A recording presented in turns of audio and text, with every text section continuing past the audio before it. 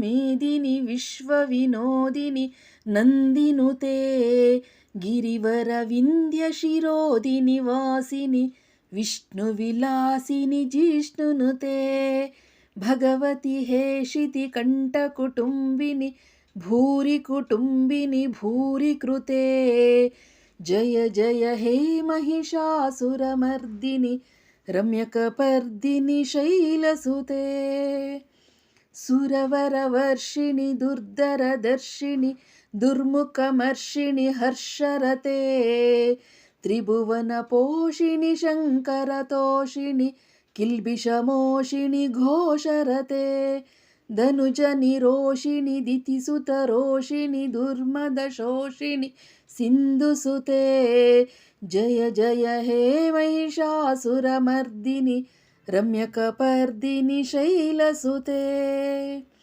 अयि जगदम्ब मदम्ब कदम्ब वनप्रियवासिनि हासरते शिखरि शिरोमणि तुंग हिमालय शृङ्गनिजालय मध्यगते मधु मधुरे मधु कैटभञ्जिनि रासरते जय जय हे महिषासुरमर्दिनि रम्यकपर्दिनि शैलसुते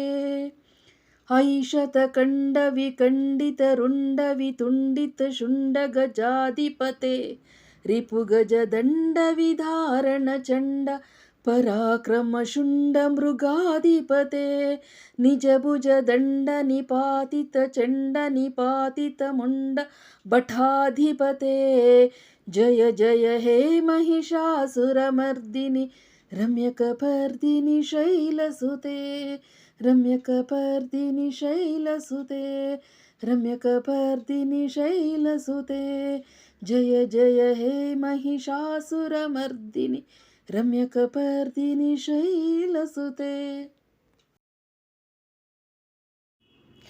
ಹಾಯ್ ಫ್ರೆಂಡ್ಸ್, ಎಲ್ಲರೂ ಹೇಗಿದ್ದೀರಾ? ಐ ಹೋಪ್ ನೀವೆಲ್ಲರೂ ಚೆನ್ನಾಗಿದ್ದೀರಾ ಅಂದ್ಕೊಂಡಿದ್ದೀನಿ. ನಾನು ಸಹ ಚೆನ್ನಾಗಿದ್ದೀನಿ. ನಾನು ನಿಮ್ಮ ಯೂಟ್ಯೂಬ್ ಗೆಳತಿ ಆಶಾರಾಣಿ ಮಲೆನಾಡು ಹುಡುಗಿ. ನನ್ನ ಯೂಟ್ಯೂಬ್ ಚಾನಲ್ಗೆ ನಿಮಗೆಲ್ಲ ಮತ್ತೊಮ್ಮೆ ಸ್ವಾಗತ. ಸ್ನೇಹಿತರೆ, ನಮ್ಮೂರಿನ ಪಕ್ಕದಲ್ಲಿ ಹುಂಚ ಇದೆ. ಹುಂಚ ಪದ್ಮಾವತಿ ದೇವಸ್ಥಾನ ಅಂದರೆ ಜೈನರ ಒಂದು ದೇವಸ್ಥಾನ, ಜೈನ ದೇವತೆ ಪದ್ಮಾವತಿ. ಆ ದೇವಸ್ಥಾನ ತುಂಬ ಫೇಮಸ್. ಕರ್ನಾಟಕದಲ್ಲಿ ಇದು 2ನೇ ಜೈನ ಭವನ. ಅಲ್ಲಿ ನಿನ್ನೆ ದುರ್ಗಾ ಹೋಮ ನಡೀತು. ಫ್ರೆಂಡ್ಸ್ ನೋಡಿ, ದುರ್ಗಾ ಹೋಮದ ರಂಗೋಲಿ ಎಷ್ಟು ಚೆನ್ನಾಗಿದೆ ಅಲ್ಲ. ನಿನ್ನೆ ದುರ್ಗಾ ಹೋಮ ನಡೀತು.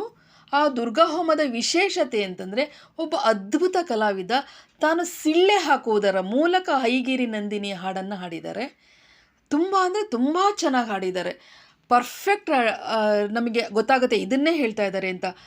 ಬಾಯಲ್ಲಿ ಯಾವುದೇ ಇನ್ಸ್ಟ್ರೂಮೆಂಟ್ಸ್ ಇಟ್ಕೊಂಡಿಲ್ಲ, ಕೇವಲ ತಾನು ಸಿಳ್ಳೆ ಹಾಕ್ತಾರಲ್ಲ ಆ ಸಿಳ್ಳೆ ಮೂಲಕ ಹಾಡಿದ್ದಾರೆ. ಬನ್ನಿ ಫ್ರೆಂಡ್ಸ್, ಅದನ್ನು ನಿಮಗೆ ತೋರಿಸ್ಬೇಕು ಅಂದ್ಕೊಂಡೆ ಈ ವಿಡಿಯೋ ಮಾಡಿದ್ದೀನಿ. ದಯವಿಟ್ಟು ಸಂಪೂರ್ಣ ಕೇಳಿಸ್ಕೊಳ್ಳಿ. ಇಂಥ ಕಲಾವಿದರ ಒಂದು ಬಗ್ಗೆ ಒಂದು ಹೆಮ್ಮೆ, ಮೆಚ್ಚುಗೆ ಸೂಚಿಸಿ ಒಂದು ಕಾಮೆಂಟ್ ಮಾಡಿ.